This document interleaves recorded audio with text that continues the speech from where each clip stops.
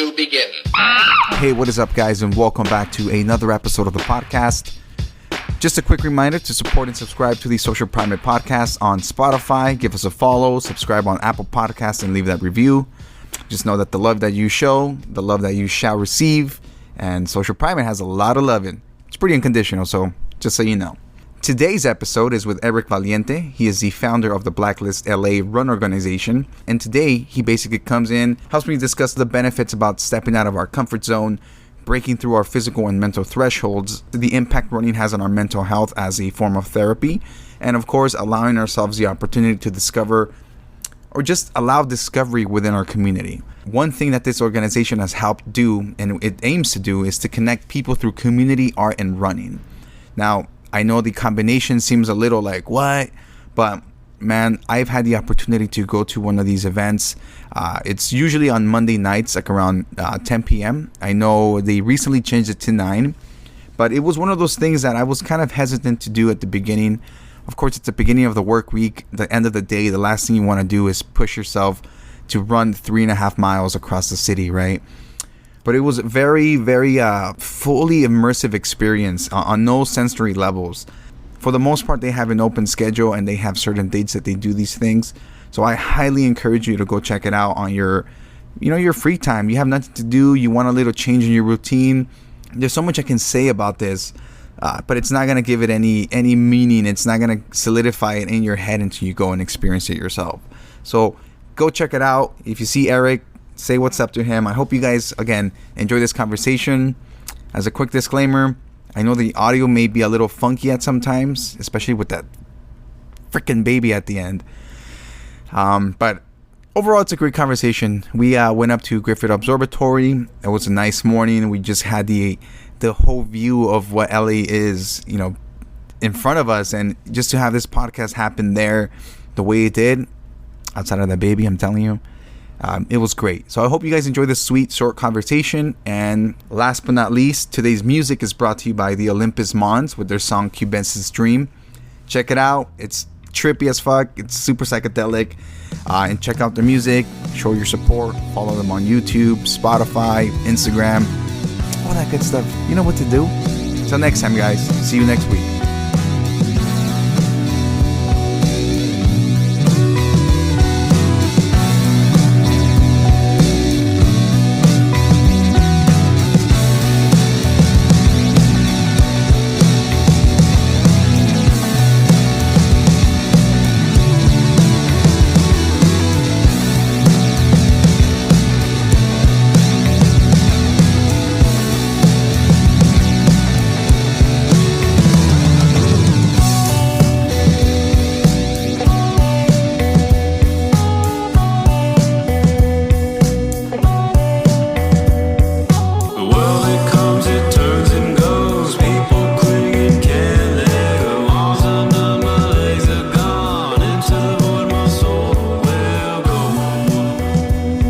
Hey, what is up, guys, and welcome back to another episode of the podcast.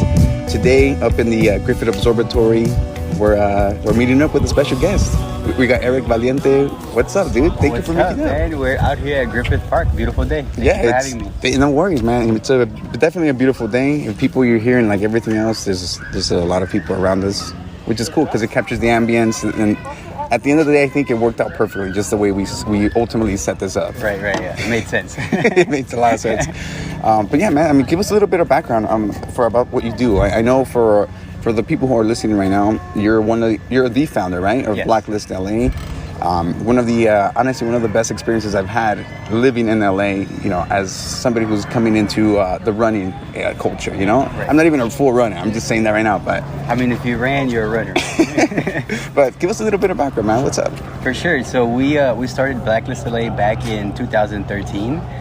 So we're going on our 8th year, which is our Mamba year, so it's a special one. Nice. But we're definitely excited to just showcase community art and running every Monday night. So back in 2013, there was not a lot of running groups.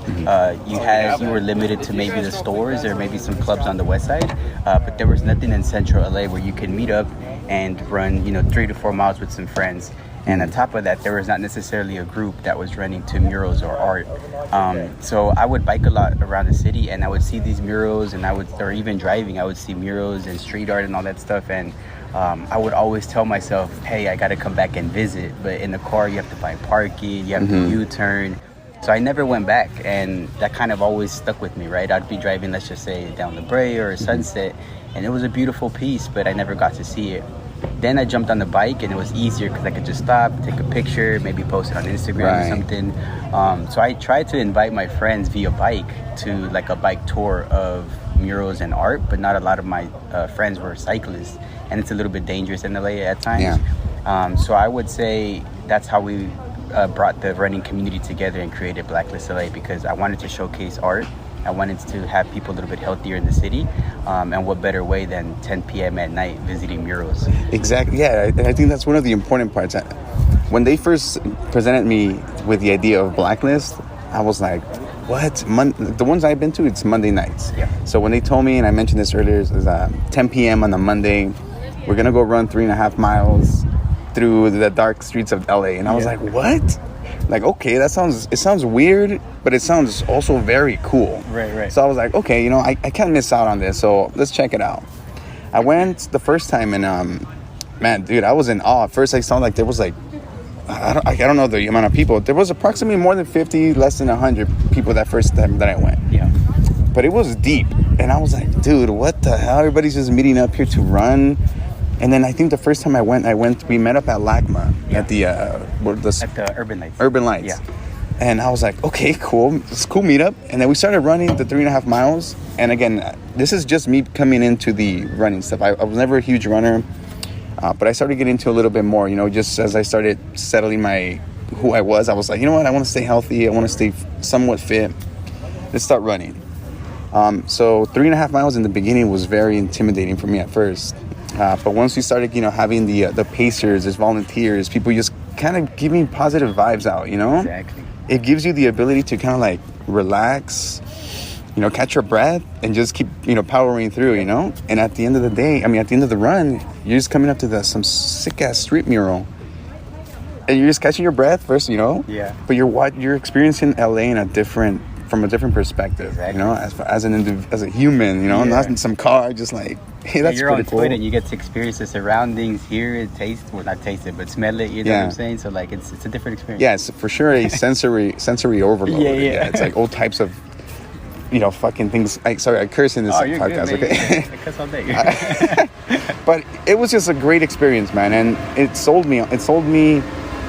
Like, I don't know, I just kept going back every other Monday with friends, and just, I never got to really meet the people because I'm not a very social, but I got to see people what else, what am I trying to say? I remember people from there, like, hey, that guy was here last week, and then you kind of see people from the distance, and then you'll say like, what's up? You never say hello, but you say what's up, and it's just like this little community, that's been building, and I think you guys started doing the Happy Birthday LA stuff. Yeah.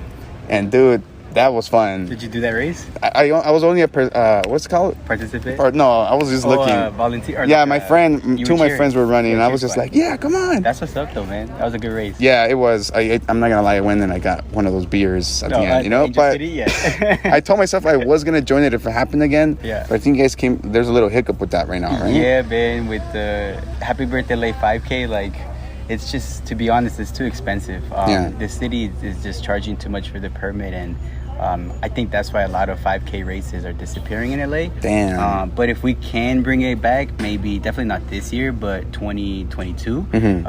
It's not like it's 100% a no, but at the time the organization is kind of deciding to go a different way. But we're staying hopeful that we can bring it back. Damn.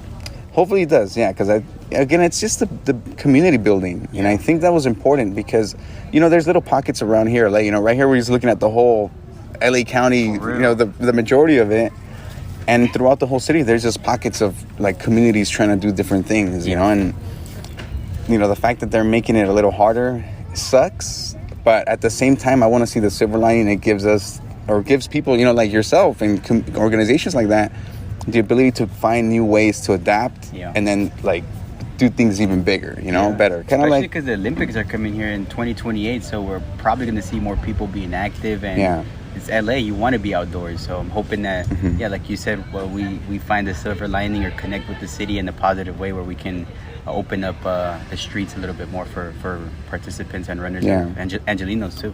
Exactly. And now, what was the idea behind Blacklist for you? Like, what have you always been like into running, kind of like being athletic and stuff? Yeah. Oh, okay. Yeah. So the idea behind it was, to just connect people to community art and running. So I've been running since 2007.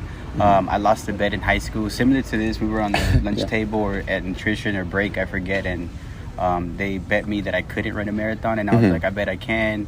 That was 2007, and then I kind of just continued the running journey there because I didn't want to lose a bet and pay out money to my friends. And they paid for the bib too. I think that's how it worked. I was like, if you guys give me enough to pay for the running bib and I don't complete it, I'll double whatever you guys pay. So it was like deep motivation for sure. And then I think I've always liked to run because you get to explore the city a little bit more, and it keeps you healthy and fit, so that's always a positive.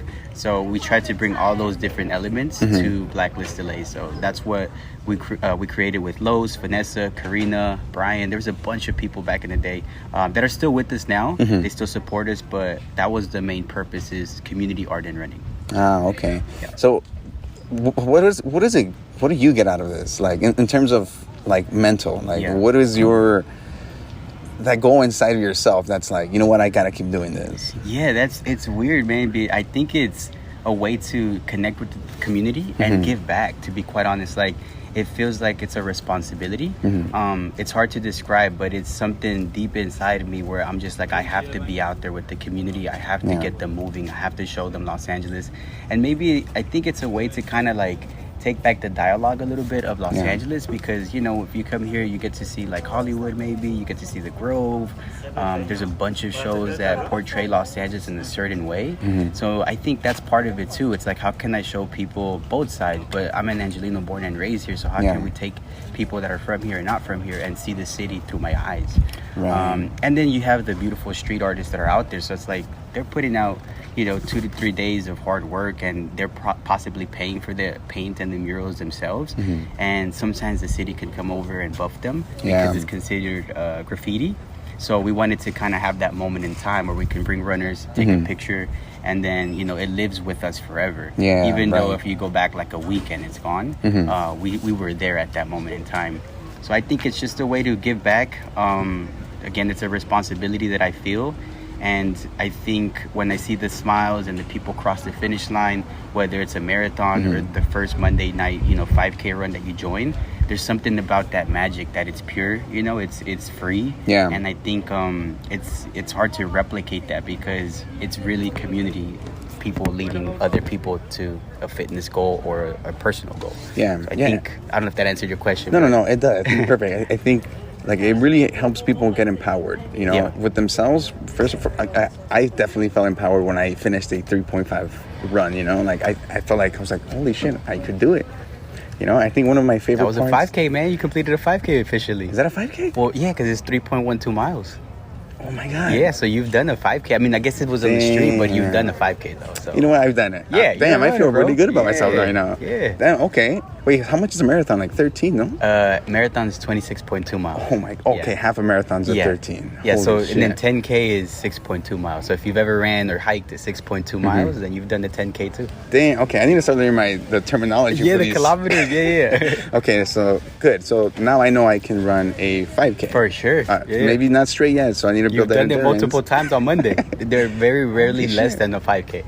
Man, I'm surprised. Nobody ever told me that. Yeah. Well, there you go. That's why I told you, bro. You're a runner from the beginning. From the beginning. Okay, cool. I'm gonna put this in my Instagram title now. For sure. A runner. Yeah.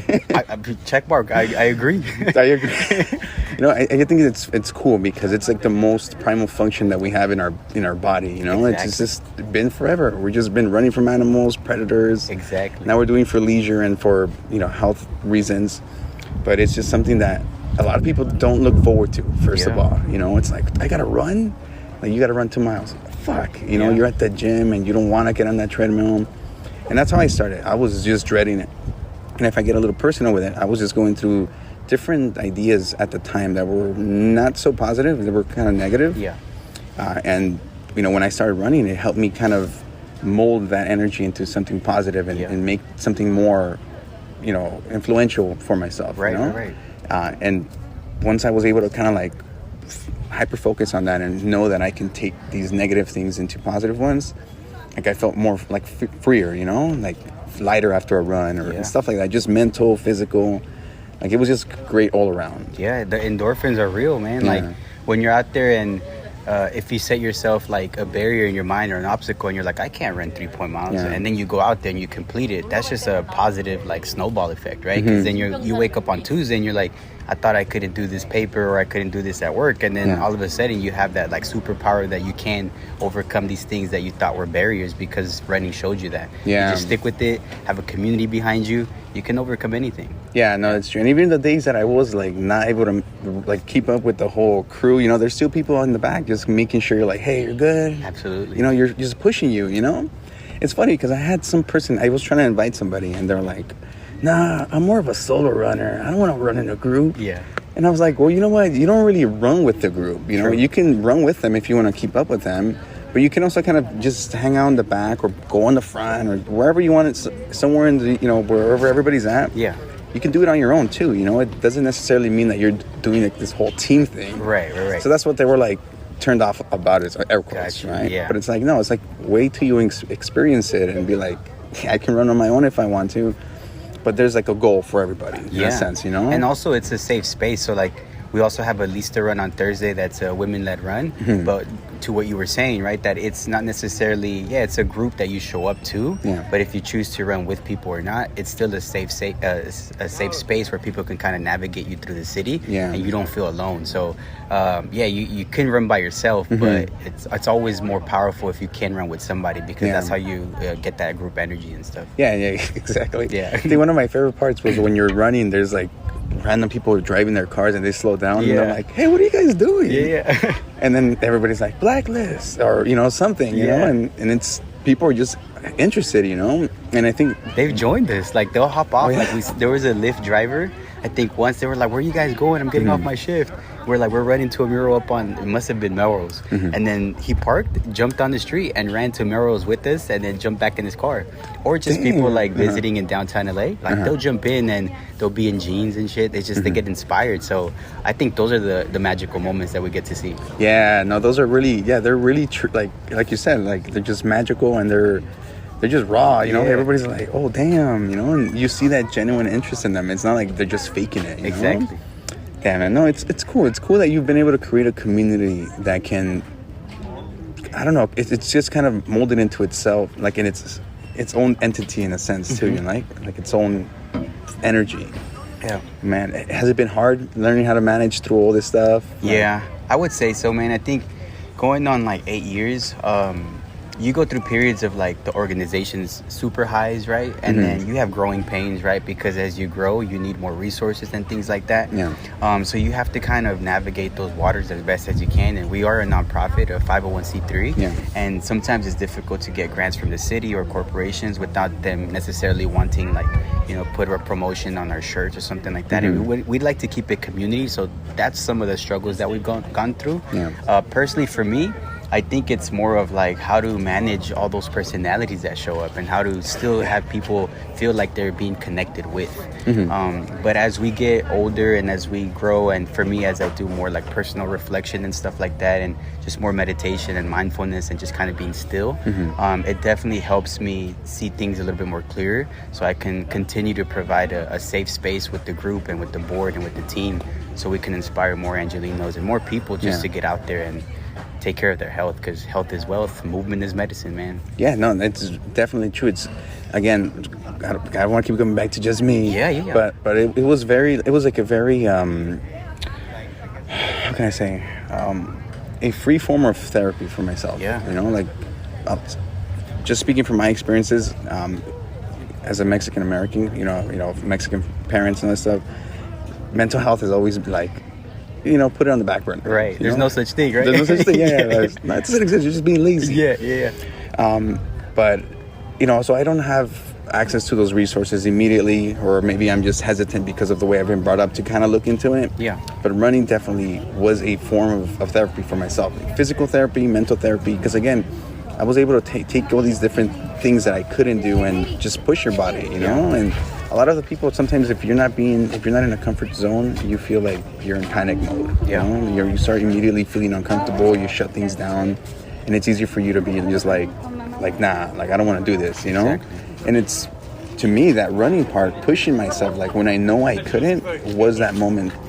Like it was like another way or another metaphor, but a physical one of me saying like, hey, you could do whatever you want as long as you put your mind to it, you know? Exactly. Yeah, I'm all about that, man. Like, even what you're talking about, I think it strikes a chord with me specifically right now, because same thing, you know, being Latino, that there's no such thing as mental awareness or mental health. And that's one of the other things that the group is trying to do slowly, you know, not necessarily introduce it as a big concept, but just with running, how do you practice gratitude? You know, how do you stay in a positive state of mind? We often focus on the negative things in our lives. And even just completing a 5K, thanking our bodies is an act of gratitude. And if you start doing that, it starts piling up in a positive way. So little things like that we're talking about now is something that hopefully in the next like 5 to 10 years we can introduce to the organization, because we got the physical part down, but now it's how can we get the mind and body together. Exactly. Right? So for me personally, again, I'm on a spiritual journey, I would say. So it's cool to see how we can integrate that in a soft and cool way to our runners and give them the option to kind of explore a little bit more of who they are. Right. Because I mean, at the end of the day, all you can really do is just guide somebody. You know, you can't force an idea onto them or push it on, because again, it's just that rejection that we have as I think as just humans, you know, like unless you're approaching it with a sense where you can take a lead on your own, then, you know, we're going to shut it down for a good while. Exactly. Damn. No, and it's crazy because, sorry, I got distracted right now. Yeah. You know, it's funny because I don't know if people might notice, but usually when there's a group of people walking around us, I feel myself whispering a little bit more. Kinda, yeah, because you don't want to be like too loud, right? Yeah. But that's cool. No, I like this. Yeah. But yeah, man, that's what I got from it. That's what I continue getting from it, you know? And even if I'm not like chiseled out or everything, it's just about what's happening in my head, and it's how it's making me feel. Absolutely. And that to me is just helping it radiate to the external. Absolutely. You know, and that's where I really wanted to make sure to kind of digest that, dissect it, and really see why you do what it is that you do, you know. And again, it shows in what you've been doing it with the organization, you know. That's what's up, man. That's good. That you're putting in that real passion, you know. It's not, I don't think it's bad. I've seen people do things for monetary gain, and I think, and at least this is my personal, but deep down inside, I know I'm like, okay, maybe I do want some of that, you know, streaming money. Yeah. But that's not why I do this, you know. And I told myself plenty of times, I do it too for the community. You know, I want people to know Erik's doing Blacklist or so and so is doing this, and to show that whether we see it or not in this big ass vast view that we have here, is that there's like-minded people everywhere, you know. And then we're all really trying to chip away and make our communities better, and then whatever sense that we think we can, you know. Absolutely, yeah. I mean, that's what community is. Yeah. Contribute a little bit and hopefully make the world a better place. Yeah. It sounds cheesy, but it's true. It sounds super. So it's like, man, don't turn this off. Right, yeah. No, but it's true, you know. And again, it's those things that are always, you know, we always see it.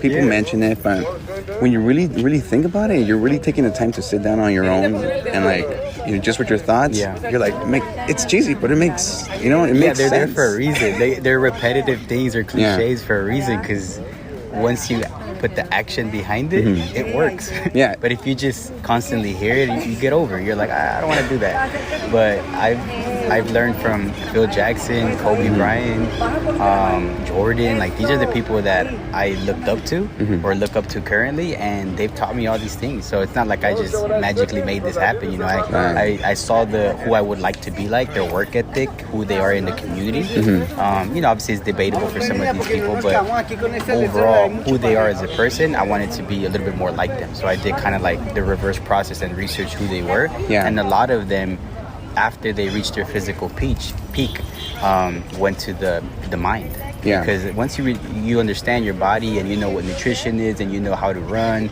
you know how to bike or hike, whatever it is, you kind of max out in the physical part, right? So you have to go in the mind and connect kind of both. So you can have the strategy part, the patience part, all these different things. But yeah, it's not like they're just random characters. Everybody knows Kobe. Everybody knows Jordan. You know, Phil Jackson. So that's Oprah. That's another one that I kind of like look up to and stuff. So yeah, I like how you brought up the whole like reverse the process, right? Where you look at, because ultimately that's.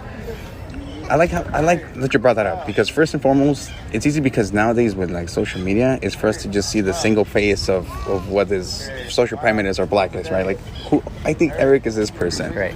But we don't know how you got here, you know, or the big people that are influential. We don't know how they got there, and the fact that we're able to go in there and dissect who this person really was, with the goods and the bads, then we're able to see how well run that they are, you know, and that only gives us a sense that, with the bads and goods that we have, we can help influence others too. Exactly. You know?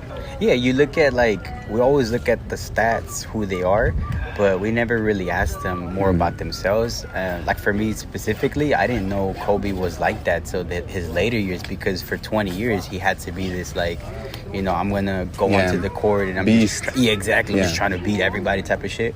But when you actually stood back, like, you know, with his 4 daughters, Vanessa, like, he was really like a kid in heart, I would say. Yeah. It's something I didn't know. Yeah, so, very pure. Yeah, so for me, that's what I kind of caught from reading more about him and the Phil Jackson experience with him. Yeah.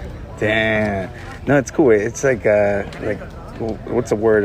Symbiote? One of those. Symbiotic? Symbiotic. Yeah. You know, it's just, it goes hand in hand, and man, it's good. I like when people are able to really step into that level of thinking. Yeah. Because it's very freeing. And again, I want that for people. Yeah. You know, from my experiences, I want people to understand that, like you say, you go through LA, you're seeing everything, you're smelling it, you're hearing it, and you're really having a full experience. Yeah. You know, and without that, you're just living life day to day, just going through the same things. And like I tell people sometimes, like you're let's say you're taking a commute, like, and you're getting bored with it, like take another route. Yeah. You know, get to work a different way. Take the metro. You know? I did it last time, and I rented a fucking bird scooters. Yeah. Dude, it was so much fun. I took a little longer to get to work. I got there sweaty, but it felt fun, right? But it was cool, man. Like through the metro. I live in like the Bell area. So to get here, you kind of have to go through some weird blue line stops. But, you know, it's still the experience. Like, you're seeing just all types of people, all forms of people. There's people who you see that have disabilities, and it makes you appreciate yourself. Not that I'm trying to do an ableism thing here, but, like, you appreciate the fact that my body works, you know? Like, you see how other people's lives can be more difficult with just little things that you take for granted. You know, we're bipedal mammals. Like, we can walk, we can run, and a lot of us reject the idea of both, you know? We're born to run, man. Exactly. We're born to move. And, like, again, it's just take a time to find a new way to freshen up what you're doing, you know, even if you're on a routine, you know, just change it up a little bit. Yeah. Go to Blacklist on Monday nights. Yeah, pull up on Mondays. It's at 9 p.m. now. Oh, 9 p.m. Yeah, okay. we switched. We're getting a little older, so we were like, you know what, 9 p.m. is a little bit better. We can get to bed earlier. Yeah. Okay, all right. Well, I mean, it makes sense too. Yeah. Still kind of works. But, you know, again, it's just those little things that you don't know they're happening, and until you experience them, you're like, damn, this is cool. You know? And it's been an experience. One of the other things, too, is what you were mentioning about, like, I forget what you mentioned, but it's one of the things that's top of mind right now is whatever you did to get where you are now, and if you're satisfied there but you want to grow, you're going to have to do something different. So I think you were mentioning like going to Blacklist or something like that, right? Which basically means just getting outside of your comfortable zone. Exactly. So this is where I'm at, you know, and this is where a lot of our athletes are at too. They're making a decision of like, do I just want to run for fun, or do I want to run for performance? And the decision is ultimately theirs, right? But they have to make that decision. Like, am I satisfied where I'm at? Am I currently happy? And if they're not, then they're going to have to, you know, run a little bit more or do some certain different things to get to the next level, right? But it's always a cycle of constant change. What I've seen in the last 8 years from athletes, and because I call everybody that shows up to Blacklist athletes. I mean, you guys are running, so runners and athletes. So yeah, I think getting comfortable with being uncomfortable is a huge part of growing. It's key, and it's scary. It is. Scary. It's not comfortable. Yeah, it's not comfortable. Yeah, I've had the experience to go skydiving before. Ooh, how was that? It was honestly, if I can, that's the one example I always refer to when I feel like I need to do something different and how scared I might feel. Skydiving. And it's like a physical, again, it's like, I don't know if it ever makes sense, a physical metaphor of what I'm trying to explain, but it's like sometimes you're on that threshold mentally and you're like, should I do it? Should I do it? Yeah. And then when you do it, you just gotta keep going. Like once you jump off the plane, there's no fucking stopping until you hit the ground, you know? Yeah. And to me, again, it's just that sense where I'm like at that tip, my legs just dangling, fucking the door open. Yeah. You hear the crazy air. And then you're just like, all right, 1, 2, 3, and you just go. And it's, Nike has that just do it for a reason, you know? It's like, just do it. Just jump out and, free falling for fucking couple of, like a minute or two. I don't even know how long. That's tough, man. I've never done it, but it's on the bucket list. But man, that's some fearless shit right there. Yeah, I mean, I was scared as fuck to me, man. I was shitting myself, and I was just under the influence of some drug. Oh, so I was just like, holy shit. Yeah. And it was just life changing, man. I cried. There was tears coming out of my, because I was like, this is beautiful. It's like something new. Yeah, it's something new, and you don't have to go to the extremities of jumping off a plane, but it's just experience something new, something that's just gonna shift your focus on what you think you know. Exactly, and overcome say less of I can't and I can. I think that's what it is. Try new experiences. Yeah. Man, I love what you're doing, man. I really do, and I think I hope you guys continue like working past all the stuff that's going on. I know with the city, it's a great place to live in. I know the politics aren't the greatest, but I mean it's been home for me. I'm born and raised too, so LA, and it's fun that I don't stop seeing new things, in the last 32 years of this fucking my life. Yeah. And you guys are doing it. Yeah, we're on the 100-year plan, so we're barely at year 8, so we got a lot of time to go. Yeah. It's a long time. Yeah.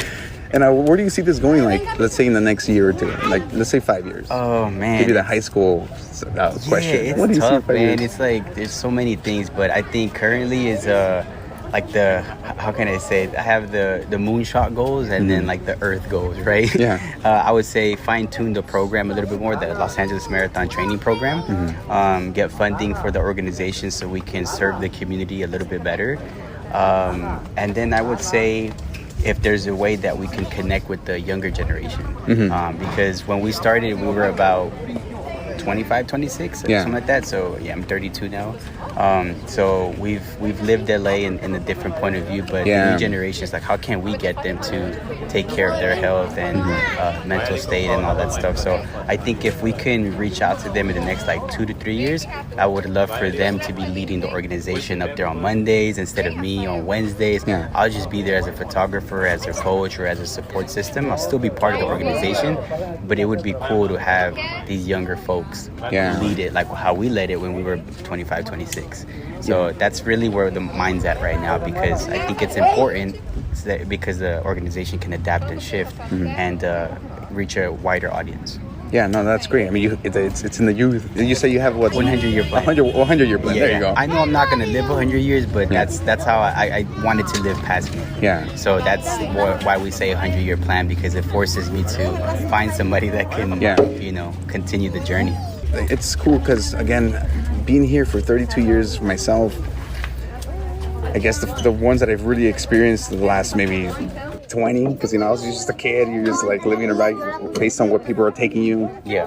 But being able to explore, again, it's just been fascinating that I can find new things every time, and I don't get bored of it. And it kind of bums me out when sometimes, because I work in Los Feliz, so people from all over the world are coming over. Yeah.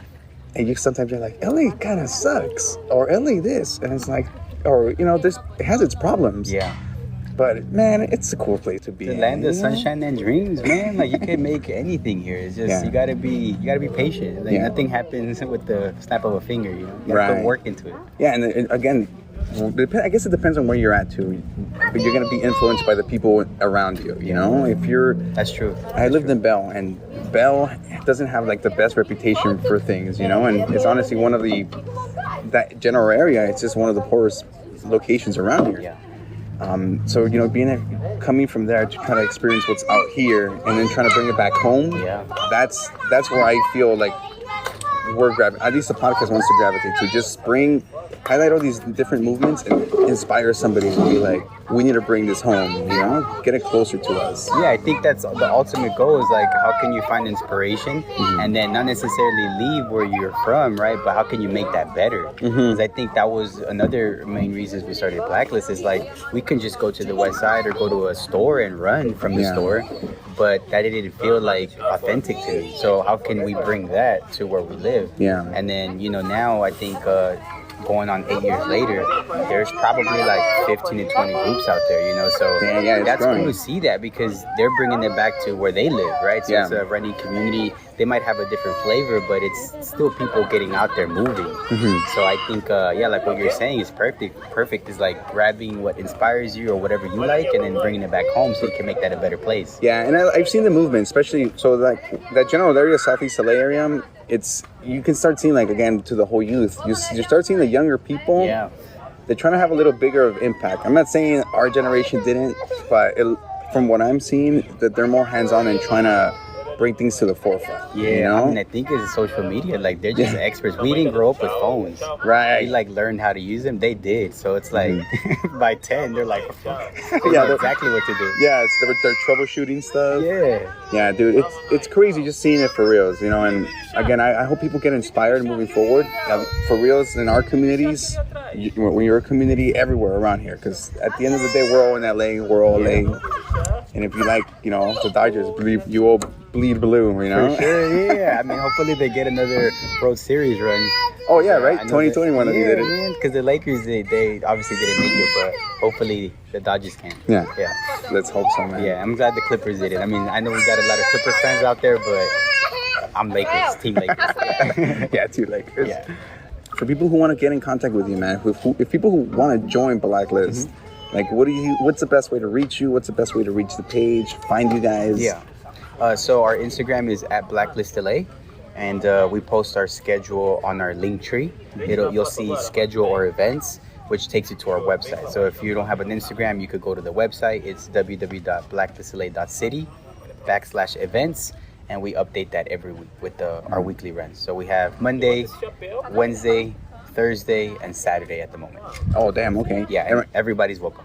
Right now, post-COVID, are you guys starting back up that regular scheduling again? Yeah, we're back in full schedule, to be honest. The only thing is now we're being a little cautious because of the Delta variant. So we hope that we don't have to go through a shutdown, but our schedule's back. So the full schedule's back. And we're currently in marathon training. Today is day 2 of Los Angeles marathon training. Okay. So if you're not training for the marathon, you're still welcome to show up, because I think a lot of folks think a lot of our posts now are about LA Marathon. Yeah. So you don't have to be training for it to join us, because we actually want people that are not training for a marathon to show up to just provide guidance, support, and energy. Gotcha. So everybody's welcome, all paces, all faces. Damn, Yeah. I love it, man. Yeah. Well, dude, thank you again for making the time. Unfortunately, we're gonna have to cut it just because of the exercise that's happening. Yeah. But I hope that we get to do this one more time at some point. Yeah. And see where your progress is at, see what's happening with the organization and everybody in general. And I'll catch you on those Monday night runs. All right, man, let's get it. I hope to see you guys out there. Awesome, man. Well, you enjoy the rest of your day, and everybody have a good day or good afternoon.